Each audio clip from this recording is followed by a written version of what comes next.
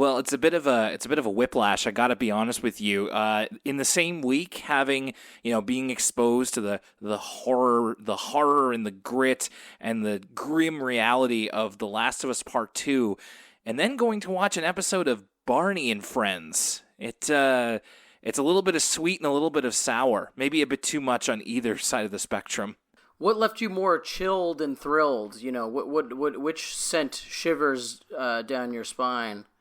Well, thrilled, probably the video game. Chilled, hard to say at this moment. Maybe that might come out. Come out in the wash as we talk no about spoilers, I guess. Oh, certainly not. Spoiler-free zone, at least for The Last of Us Part 2, but there will be spoilers for this episode of For the Kids, a PBS Kids podcast. My name's Will Young, and that's Lucas Mancini. Hello. Lucas, I think this is a television show that, whether or not you remember it, we all have history with, to some degree. For a lot of us, I feel like this is probably baby's first television show. Yeah, I think that's, sometimes people use that as an insult. People are being reductive when they call something babies first. But we talked about this kind of when we were hyping up this episode. I believe Barney and the Magic Egg is like my first favorite movie as a child. Right, that's right. So, okay, what was that movie about? There's this guy, this purple dinosaur, Will. His name's Barney. Uh-huh. And he has some sort of magic egg. Okay? Magic. Okay. No, that's it. That's what the movie's about. You ever heard the manga Berserk? That also has a magic egg in it. It's basically the same thing. Oh, so Barney did nothing wrong? Is that what I'm to understand? Yeah, Barney did nothing wrong. Or is it BJ did nothing wrong? I never like the look of that BJ. No, BJ must pay for his crimes. He must atone for his sins against humanity. The Barney cast, transplants to Berserk a little too well. I don't know how I feel about this. There's the holy trio, and then a bunch of other little woodland creatures and sprites and whatnot. That we usually like to start off with, like, what is our history with this? And it's funny how you and I have about a 5-year age difference, so we would have been watching this at different years. The episode I chose for today, I did it around the time when we both could have been conceivably watching it on TV. So, like, the episode we're watching is from 1997. You would have been like 2? Yes. And I would have been like 7. So I think by that point, definitely a bit too old for Barney, but, I probably would have at least seen it on TV, if not been actually watching it. So I think the both of us probably had this on at various stages of our development. Yeah, and no wonder I'm so messed up, Will. No, I'm just joking. I'm just kidding. I remember Barney probably was my first favorite show. When we're in the first half of the single digits, like 1 to 5, until I discovered Pokemon. Oh, yes. Barney that was what I wanted to see, much to my parents' chagrin. We'll talk about it a bit more. So I think that I would be right in kind of reading the room here, that there's a certain aspect of Barney that you and I are both most interested to talk about. And thankfully, it's not the matter of the episode itself. There's something else within the history of the show that I think we're both really eager to talk about. Because this is almost primordial memories, at least for me. I can recall Barney being on in the house, but I was like almost too young for real emotions at that point, real memories maybe. Nothing really sticks for me except for a couple things here and there, which we'll get into a bit later. So Barney, I feel like this maybe is a bit lost in translation for the Zoomers in our audience who may not be more familiar with this purple guy. But yeah, Barney, what would be the current day equivalent? Paw Patrol? Yeah, Paw Patrol's pretty huge. I would say that Peppa? Oh, yeah, no, yes, you're right. Even better. I think Peppa is aimed at just the age of kids who are growing up right now. My niece, who's 4 years old, DW's age, loves Peppa Pig, or at least loved. I don't know. Maybe she's given it up in the quarantine times. Maybe she's moved on to Paw Patrol. But Peppa Pig, yeah, very much so. And it's something animated also feels right, because you can produce it even more cheaply than Barney itself was produced. Though I will say, I mean, this might be getting ahead of ourselves to the actual episode itself, but the treehouse set's pretty great. Yeah, I say cheaply, but I don't mean that to be derogatory. I think that there's a lot of aspects of Barney that are actually pretty damn good. So I want to take you through a little bit of the history, and then we're going to get into something that I think we can both really add to. So Barney and Friends, the character of Barney, was created by a woman named Cheryl Leach, and then two other people helped Cheryl develop the show. That's Kathy Parker and Dennis DeShazer. Cheryl Leach was a former teacher, originally wanted to create a children's show with a teddy bear, but then decided on a dinosaur as the main character because her young son really liked dinosaurs. Kathy Parker, a co-executive producer on the show, is also behind the publishing wing of Barney called Barney Books, and also developed toys and games with its licensing partners. Kathy Parker's husband Phil wrote more than 100 songs for the show, including the theme song. And Dennis DeShazer, also a co-executive producer. So these three created the original product of Barney, which was something that you and I briefly took a look at, Barney and the Backyard Gang. That's right, Barney and the Backyard Gang. I don't know if they've been declared an official, dangerous gang by the Federal Bureau of Investigation. I know Juggalos have, but the kind of the whereabouts of the Backyard Gang are, as of now, unforeseen. They're at least under suspicion. Yes. I'd like to say. Yes. They're under investigation. The Barney and the Backyard Gang, which had a real 70s era Zoom vibe to it. You can find this on YouTube. What it is, it's basically a precursor to the series, basically like a pilot. But instead of being on TV, the series was sold directly to the public as video cassettes. In and around the Texas area, it was fairly successful, but didn't really catch on nationally. So you watch it, and it's basically a even more low-budget pilot for the series. It looks like it was filmed in like a church auditorium. Yeah, it reminds me of... Oh, God, I bet no one's ever made this comparison ever. I'm about to drop a huge bomb right here. It reminds me of the Lars von Trier film Dogtown? Dogville? Dogville, yeah. Yes, because it's all on one stage. Okay, yeah. Yeah, the Lars von Trier film Dogville is it's just like a black floor with outlines to where the buildings and sets are supposed to be. And yeah, this is some improv theater looking Barney right here. Which and also Barney himself, much like a Lars von Trier film, a little creepy looking. He's a little bit creepier than the more friendly, ready for cable version of Barney. So at the end can't say at the end of the movie if he is executed or anything like that. But yeah, Lars von Trier's Dogville, not a bad comparison. So they had this video series in 1991. The daughter of a Connecticut public television executive rented one of the videos, and she loved it. And then her dad saw potential in the series and in Barney, who he thought was, quote, not as neurotic as Big Bird. Which, I don't know if I'd describe Big Bird as neurotic. But I think Big Bird is a little bit neurotic, but that's kind of what I like about him. Okay. Big Bird's living in the big city. He's worried about... That's I think, what endears Big Bird to me as an adult, where I think... Okay, I don't want to get ahead of ourselves, but there's this thing about Barney where his unrelenting positivity brings him an air of suspicion. Okay? Oh, yes. It's just, I'm not one to trust anyone who's that happy all the time. Because it's kind of inhuman. That's not how people are. They laugh, they cry, there's ups and downs. 'Tis the stuff that life is made of. So Barney just being good vibes all the time, it makes you, deep down in your soul, inherently distrust him. Okay? And so that's why I think there's this weird cult of personality around Barney. See, Big Bird, getting all worried and worked up all the time, humanizes Big Bird and endears him to the people of America. Barney, just being good vibes, he's unrelatable.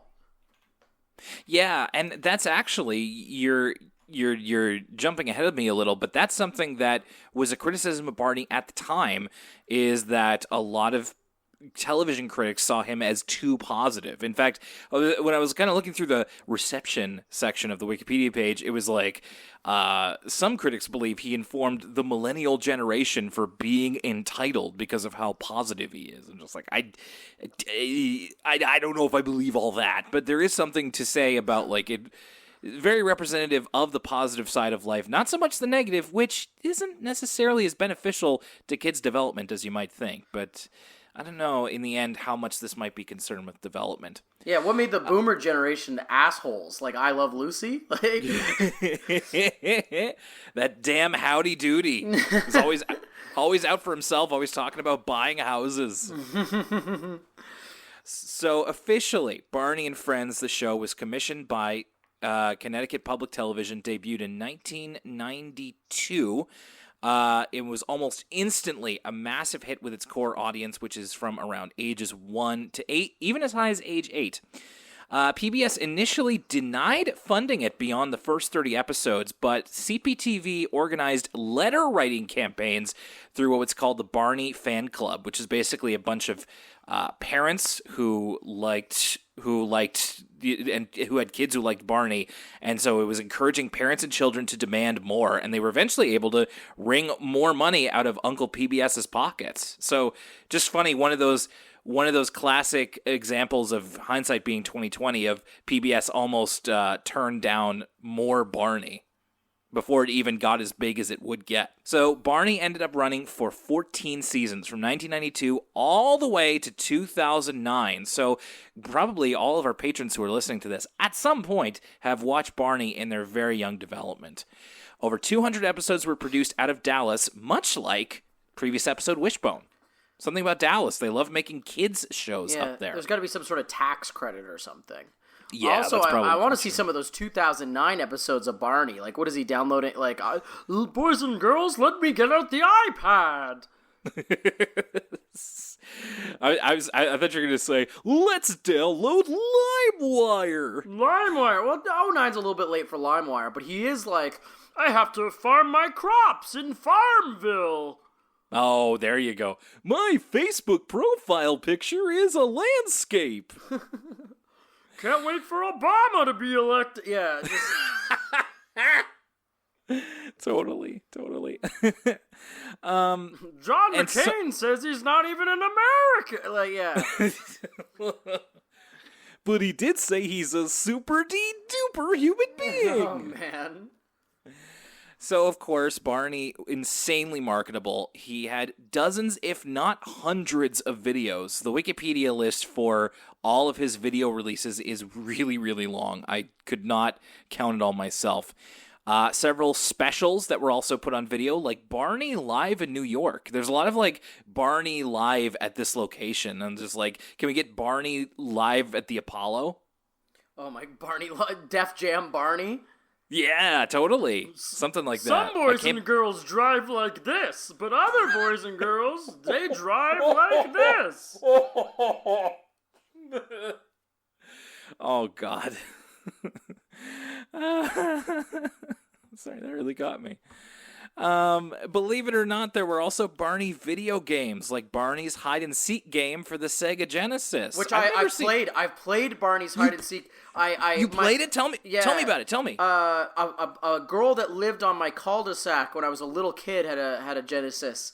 And the only two games that I remember her having was Toe Jam and Earl, which rules to this day. I'll play Toe Jam and Earl right now. One of the greatest games of all time.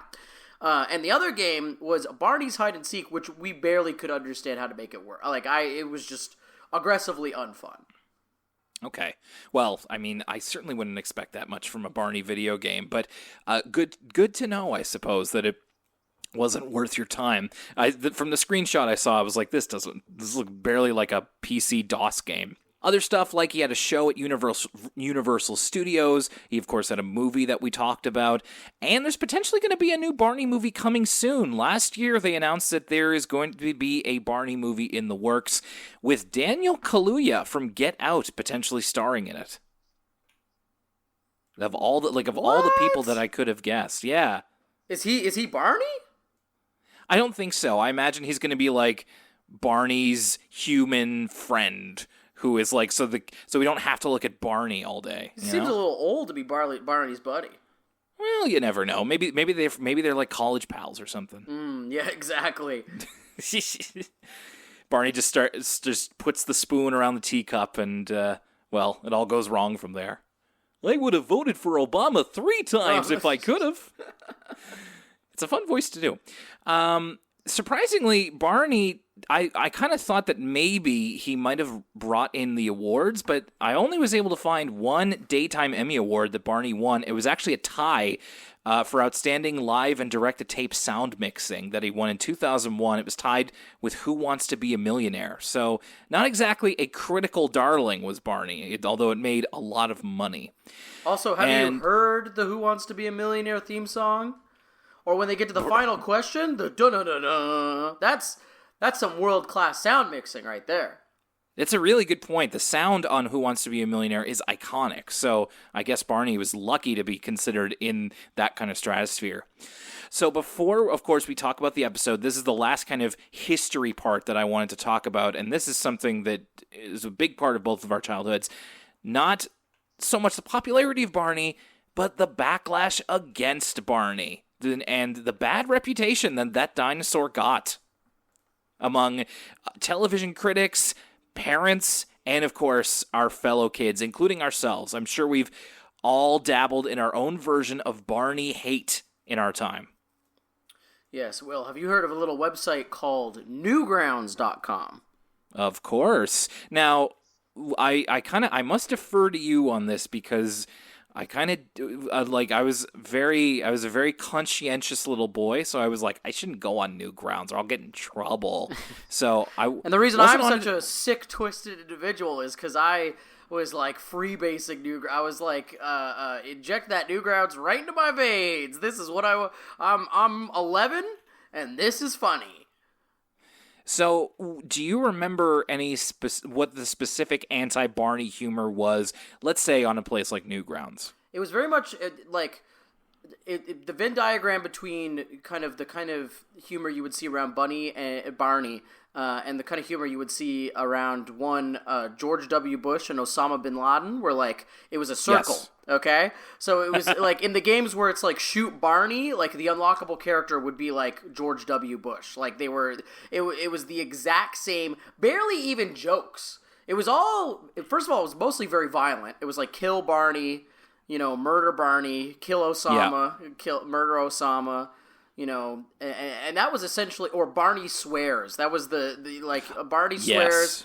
Yes. Besides, that was like kind of the Newground stuff. The kind of, the kind of things people would say about Barney around the playground was, it was uncool to like Barney, so it was like F Barney, Barney's this, Barney's that. And then there was also, of course, the rumors about the drugs in his tail. What? I've never heard this. You didn't hear this old wives' tale? Okay, no. So there was a rumor that Barney he had drugs stored in the tail of the costume. Let's see. Huh. Let's do a little bit of live research, on the mic research. Let's go to a little website called Snopes.com. Barney drug tail rumor. I'm sure that there's got to be a whole Barney section. Oh, Will, are you ever right? We got a section called Barney Rumors on Snopes.com. Purple dinosaur children's host Barney had cocaine hidden in his tail and cussed out a child. Let's see what Snopes has to say. Please. I'm into this. 2 common rumors about Barney. One being police uncovered a cache of illegal drugs secreted in the rotund dinosaur's tail. Or the endlessly loving and patient children's host roundly cussed a hapless tyke, strike at the heart of Barney's appeal to the smaller set. Okay, so the tail one came from stuffed Barneys actually being found in drug caches. So, like, in the late 90s, in drug busts, cops discovered cocaine hidden within Barney dolls. And so that's where the actual Barney having a drugs in his tail rumor came from. The Barney cusses on live TV rumor is that Barney either stubbed his toe and started swearing, or that a kid stepped on his tail and he started swearing. James Laleix of the Minneapolis Star-Tribune wrote that in 2006, the existence of the Barney swear tape is a first-grade urban legend. So that's kind of the story behind it. Neither of those things actually happened, but you best believe I heard about the Barney tail thing. Okay, no, that's one that I'd never heard of, so I was a little bit scandalized when you said it just now, but I figured it couldn't be true. Yeah, I mean, so I definitely was aware of, the types of flash games where you could kill Barney and all that kind of stuff, but it was more like... I was more familiar with the fact that Barney was one of the most parodied figures of the 1990s. Like, if you were taking the piss out of children's programming, the easiest way to do it was to make some manner of fake dinosaur and give it a name that's close to Barney. Like, I remember there being an episode of the Animaniacs where they had one of those. There's that movie Death to Smoochie. I was just going to say, they made a whole movie wheel, Death to Smoochie. There was... one time I was having an Ed Norton movie marathon, and I was like, "What is this Death to Smoochie movie?" And is it any good? I think it's like it's one of those like early 2000s comedies that's like very into like how much of a black comedy it is. So it's been I haven't seen it since I was a teenager. It's been a really long time since I've seen it. I don't remember it very well, so I think results may vary. Taking a look on the critical reception, I'm doing a lot of live research this episode. Taking a look at the critical response section on the Wikipedia page, Roger Ebert gave the film an extremely negative review, giving it a 0.5 star out of 4, saying, "Only enormously talented people could have made Death to Smoochie. Those with lesser gifts would have lacked the nerve to make a film so bad, so miscalculated, so lacking any connection with any possible audience. To make a film this awful, you have to have enormous ambition and confidence, and dream big dreams." Naming it the worst movie of 2002. Wow. I almost feel like I have to see it now. What else I was able to find about stuff that didn't kind of reach me as a kid, for example, the infamous Barney song "I Love You" was used at Guantanamo Bay on prisoners and was also used to torture Iraqi prisoners of war. So, not so great part of Barney's history there. Barney and Friends, the show, was number 50. Again, Barney intertwined with the conflict in Iraq. You know what I mean? We have Barney and being used. Yeah, Barney and Osama. Barney torturing people in Guantanamo Bay. There's some kind of weird psyop going on there. I can't quite put my finger on it, but the two are intertwined. In the early 2000s, Barney and Friends was listed as number 50 on TV Guide's list of the 50 worst TV shows of all time. So I feel like there's been enough TV shows now that probably wouldn't make the cut, but that's still very indicative of what the public kind of thought of it at the time. I was also surprised to see there were several lawsuits that were threatened or engaged in by the team behind Barney and Friends based on what they perceived to be an unlawful use of the Barney images in some parodies of it. There was one that it had against like the San Diego Chicken for an ad the San Diego Chicken had. And in both cases that went to court, Barney lost both of them. Like, they were both, it was like the San Diego Chicken and it was another one. They were both protected under parody law. So not only was Barney very litigious, he was not successfully litigious, which kind of also puts a bit of a damper on that whole public persona. Just weird. I don't remember hearing any, like, Barney being in legal trouble or, like, causing all this ruckus. But, I mean, Barney was huge, man. It was everywhere. It was making millions of dollars. It was a multimedia juggernaut. It was impossible to escape it, whether you loved it or whether you hated it. It was almost like I hate to use this comparison, but it was almost like the Nickelback of kids' shows. Yeah, Barney was really like, there was no people who were neutral about Barney, right? They were either all in on the Purple Man or they were all the way out. To the point of threatening violence. It was almost like a rite of passage at some point. It was just like, you start out being a child who likes Barney, and then eventually you reject it because of how kiddie it is. So at least for people in our generation and a little bit above that as well. And so eventually, we both had to take a look at what exactly happens in a Barney episode, which before watching it today, I could not have told you. I do not have any particular memory of this show at all. So like I said, I chose an episode that was a little bit in between where we would have been watching it. So it's from 1997, Season 7, Episode 10, Barney and Friends Play Ball. Now, one thing I do want to point out is that the performance of Barney, both the vocal and the physical performance, are very, very good. And I want to shout out the person who is best known as the voice of Barney. His name is Bob West. He was the voice from 1988 all the way back in the direct-to-video releases and all the way up to 2000. And the performer in the suit, his name is David Joyner. Bob West was the voice on many TV and radio ads, so probably you've heard him before, whether you realized it or not. And now he works as a graphic designer on a lot of like big-time Hollywood movies. So he's still active in the industry, just not really as like a big-time voice actor. Barney's his biggest gig. Do you know any movies that he know of any movies that he did graphic design for? Like, I was really shocked because he did a lot of them that were like ones that came out. It's not just like, you know, he did graphic design work for a movie you've never heard of. It's like, no, he like did a bunch of them that, like, I'm just looking it up now. For example, graphic design work on episodes of the Muppets from the most recent show that happened. That horror movie Wish Upon. Okay, so some of these aren't that great. Oh my god, like, Wish Upon is like uniquely terrible. That's like a fun watch. Uncredited graphic design work on all right, some of these are pretty bad. Anchorman, The Legend of Ron Burgundy, House of the Dead 2, Black Dynamite. Black Dynamite is not bad. That's a good movie. On 34 episodes of Community. So very active. Like, he's still doing his thing, just in a completely different part of filmmaking. And the most recent voice of Barney, his name is Dean Went, but we are in a Bob West episode. Also worth noting, there were over 100 kids that appeared on the show in its time, including the likes of Demi Lovato and Selena Gomez. That's right. So that was the other Barney fact that I knew, is that that's where kind of Demi Lovato and Selena Gomez got their start. Yeah, they were in seasons 7 and 8, which was a little.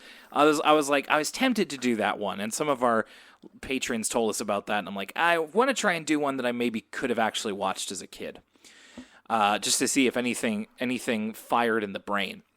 So you turn on Barney, immediately the theme song is, well, it's basically just Yankee Doodle. It's just they changed the lyrics to Yankee Doodle. So there's not really a whole lot to say about it. It's peppy, it's upbeat, you're not able to forget it. I know what the Barney music sounds like. I will say that I never paid this close attention to the lyrics of the Barney theme song before. And describing him as a dinosaur sensation. Yes, that's right. It just seemed like that's like a weird way.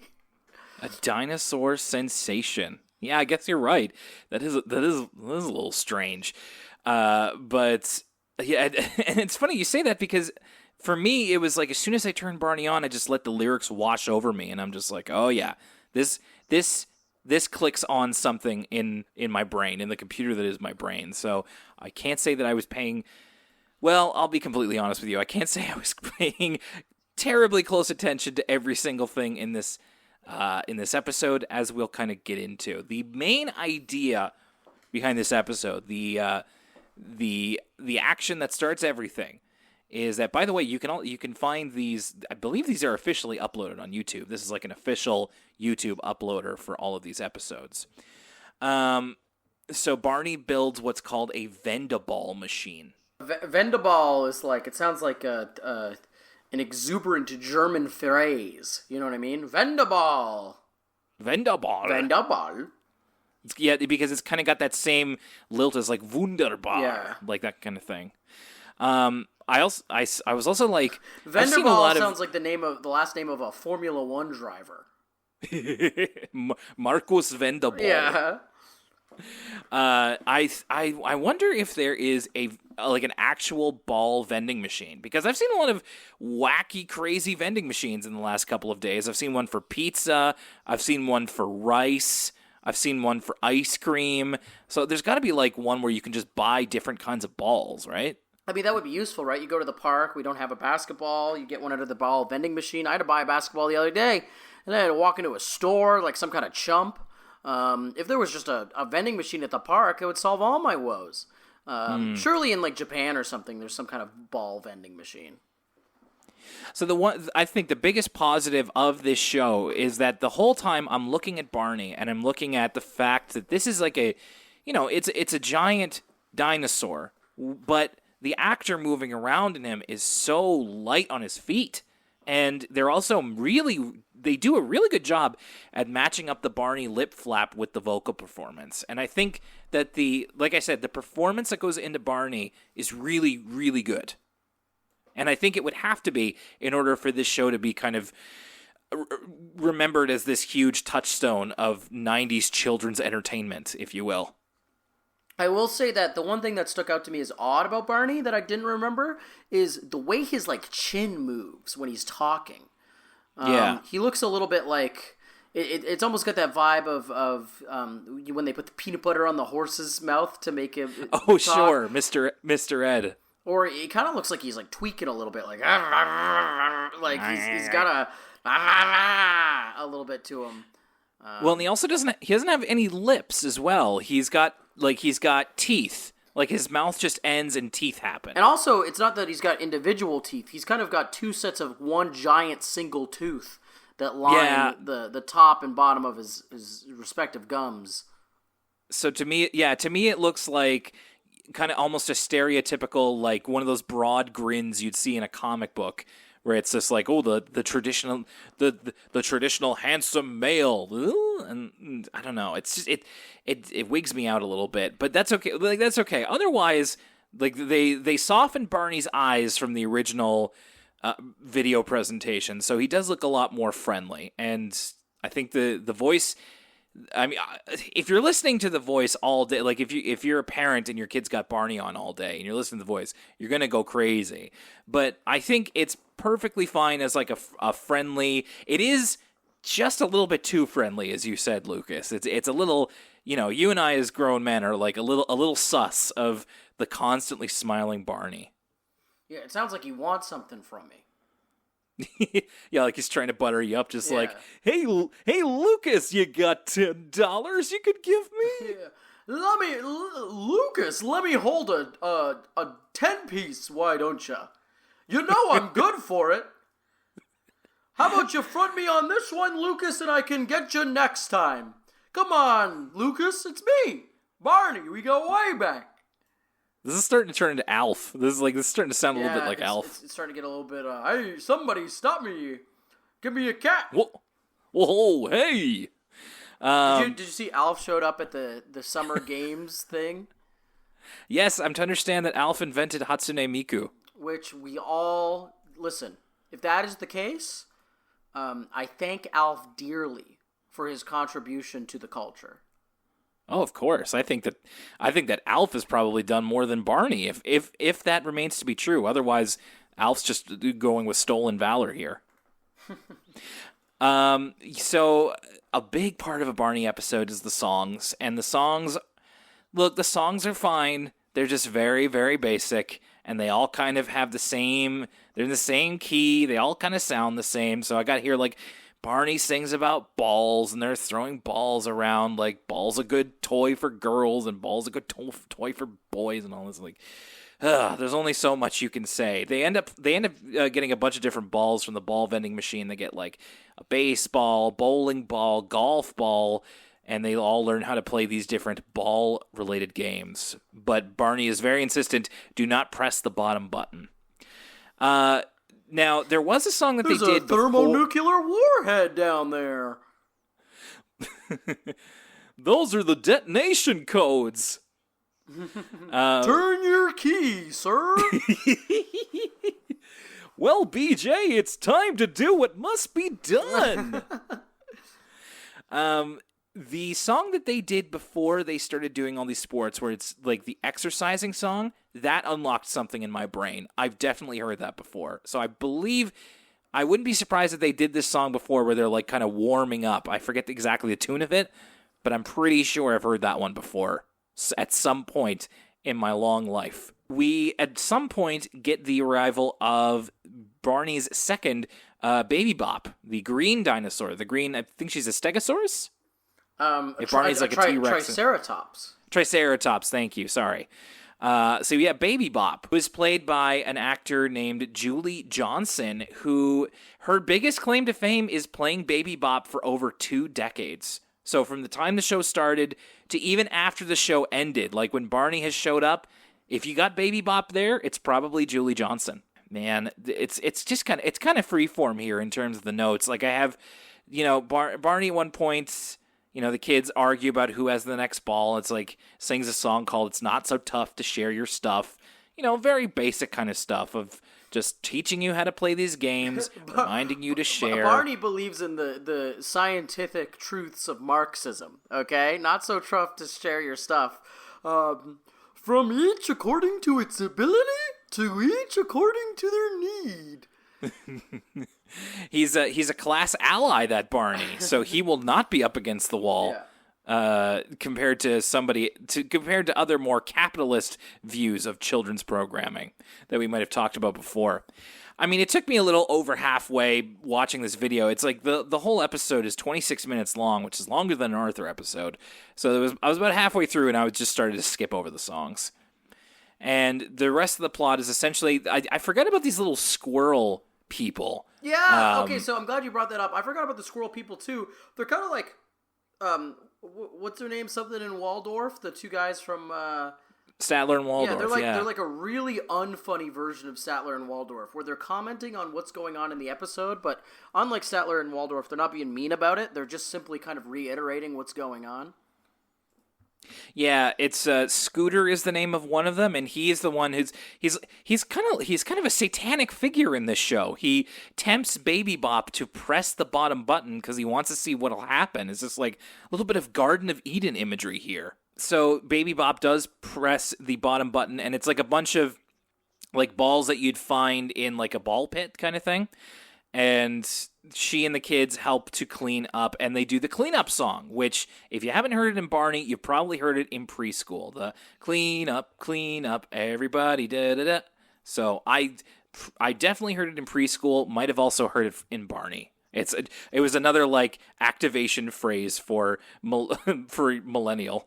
And speaking of activation phrases, the kids eventually admit that they pressed the bottom button, and Barney forgives them. And then the end of every Barney episode is "I Love You," which is the song that we previewed this episode with a couple weeks ago.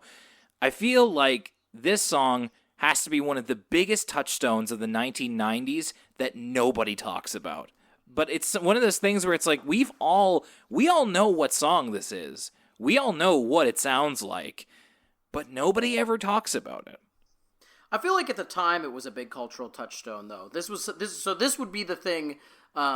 Besides his visage, this is the thing in like Newgrounds parodies of Barney that would get parodied the most, is the "I Love You" song.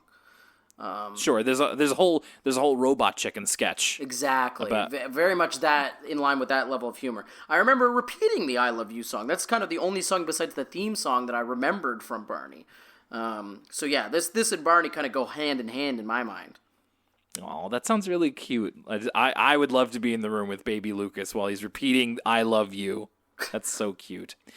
And, of course, he gives the kids hugs. And then kind of the idea behind Barney is that he is a figment of the kids' imagination. He's a plush purple dinosaur who becomes life-size because the kids imagine him that way. And then eventually the kids just kind of stop and the episode ends and they kind of go off to do their own thing.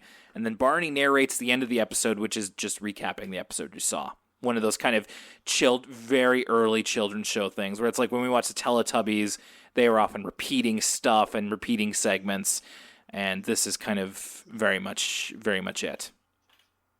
And that's a kind of a typical Barney episode. It was. I feel like don't put too much into this. eye-opening, I guess. It's, I feel like I've had the idea of Barney in my head more than I've actually had what it actually is for a long, long time. I'm curious, not quite curious enough to actually do this, but I wonder what happens in Barney and the Magic Egg, because it's like, how do you stretch this out to 88 minutes? Yeah, really, though. That's what I was really coming to you with. I was just like, what in the world does a Barney movie consist of? I think it's like a road trip movie. Like, they're trying to get it's very, like, most movies, like, typical adapting a children's show into a movie fashion, right? Pee Wee Herman, he gets out of the playhouse, he's got to go get his red bike.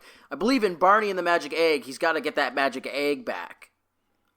Okay, or in Sesame Street, Follow That Bird. It's like Big Bird going on a road trip, essentially. Yeah. So okay, that's a pretty okay. I could see that.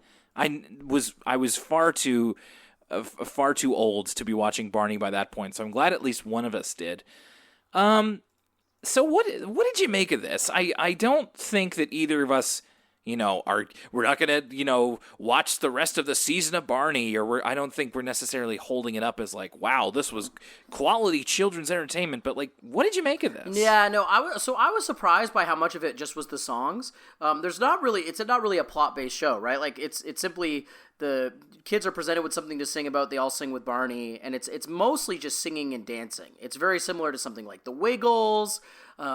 Something like, to a lesser extent, because I think this show's a lot better, Yo Gabba Gabba, kind of the prototypical, there's this big set, there's these dancing, singing, kind of friendly creatures, and that's essentially all that's going to happen. No conflict, just kind of singing about, share and exercise and that very, very low stakes. So not much to sink your teeth into, but it's for people who are like 5, right? So what am I going to ask for it? I will say that compared to something like The Wiggles, the production values are actually a little bit stronger, right? The Barney costume, there's not really any seams you can see on it. Same with all of the kind of costumes and puppets, and the sets are actually really cool. Like, I was impressed by the way Barney's treehouse looked. That being said, I never want to watch this again, ever. I was really, really bored. I wanted to do pretty much anything else, but that's okay because it's not for me. But even then, like, I think kids have better shows for this now. We're talking about like something like a Peppa Pig or a Paw Patrol. Even as an adult, when I see clips from Peppa Pig, it seems like a little bit more engaging and stimulating than something like Barney. I think with the advent of the internet and kind of the fast-paced nature of children's television now, I wonder if Barney has the same staying power it once did. It doesn't have the absurdity of something like a Teletubbies, and it doesn't have the kind of adult timelessness of a Sesame Street. So I think Barney's just kind of a character lost to time. Well, yeah. In fact, he comes with a lot of baggage from the time that he was in. If you're unearthing him, of course, as we just did, the one thing you have to talk about is that like a lot of people hated Barney, kids and parents alike. So, and people who aren't parents, just like people didn't like Barney, even though it was super popular. And that was what I kind of wanted to ask you more so than like, would you watch this again? Like, would you, I guess, show this to kids? But you make a really good point. Children's entertainment continues to get better and better. I'd like to hope if we're saying that as adults, I'm hoping that kids enjoy it just as much. But, I've seen episodes of Peppa Pig. It's funny. Yeah. I like it. Even at 5, if you're going to say, hey, Lucas, do you want to watch Barney or do you want to watch Craig of the Creek? I'm picking Craig of the freaking Creek. Oh, no doubt. No doubt. I mean, I have to agree with you. This was pretty darn boring. But it was interesting at least to view it from a lens that I never would have before. Like, obviously, I would never have laid eyes on Barney ever again if we didn't have this podcast. And I'm kind of glad that I did, because it's clear that there was a lot of work put into this, and that's what I want to celebrate, is the work that was done to make Barney a real thing, because it's not easy to really connect with children the way that Barney did. So I think that is worth celebrating in its own way. Even if you're not a fan of the show or even the character, I think that they obviously did something right and, made bank off of it. So all power to them. Well, what a weird kind of dalliance into this. I mean, that was kind of what I wanted to do was rip the Band-Aid off a little bit, because PBS kids shows, we were eventually going to have to deal with Barney. So there it is. We've dealt with Barney. Lucas, I'm curious. What is it going to be? What do you have in store for the next time For the Kids comes to the Patreon feed? Well, we're pretty good friends. Some might say best friends, and Barney would often say, he's these kids' best friends, but that's actually not true, because my best friend, my best friend is Sagwa. Okay, Sagwa, you're my best friend. So we're taking a trip eastways. To the far-off lands of China to visit with Sagwa, the cat, next week, or next episode of For the Kids. This is gonna be interesting. And take that as you like it. It's an American-made television show that is about a Chinese Siamese cat.